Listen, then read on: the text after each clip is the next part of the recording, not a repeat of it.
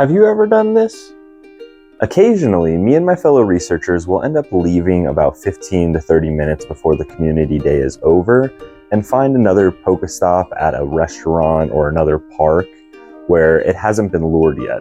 The reason for this is if you drop the lure before the event's over, it'll still run for 3 hours. Typically, the only bonus is getting a couple more Pokemon to catch while you're doing any trades, any evolves, and showing off any of your shiny Pokemon.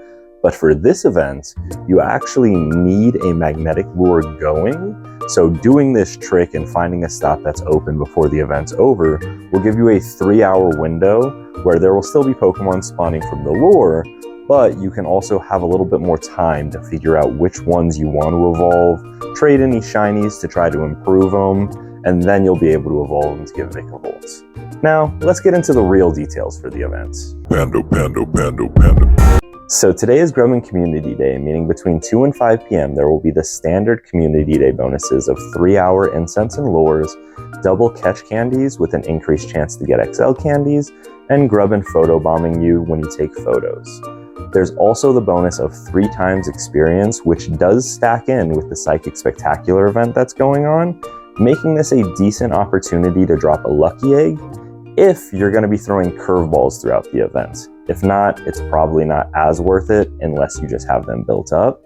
Between 2 and 10 p.m., there's the trade bonuses, which are 50% Stardust costs for any trades done, and you get 2 special trades during the time frame. The Community Day move that'll be available will be the move Volt Switch, and it'll be for Charjabug and Vikavolt, making Charjabug the first middle stage evolution to have a Community Day move associated with it. If you do want to evolve to get Vikavolt, you do have to be within range of a magnetic lure. If you don't have one, completing the free timed research will net you a free magnetic lure.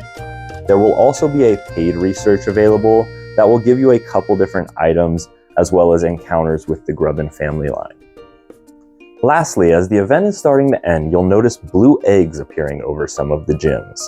These will hatch into Charjabug, and defeating these Charjabug will make Grubbin spawn with the same rate of being shiny as during the event, and they'll spawn for 30 minutes in a 300-meter radius, making this a perfect opportunity to load up on a couple more if you didn't get the shinies or were busy during the event. And if you really want to take advantage of this, if you battle it right when it starts alone and have other people in your group wait, then you can get the 30-minute boost, wait 30 minutes, have somebody else battle it again to push that timer again, and possibly even have one more person battle it right before it ends, just to extend and get the most out of each gym in your area.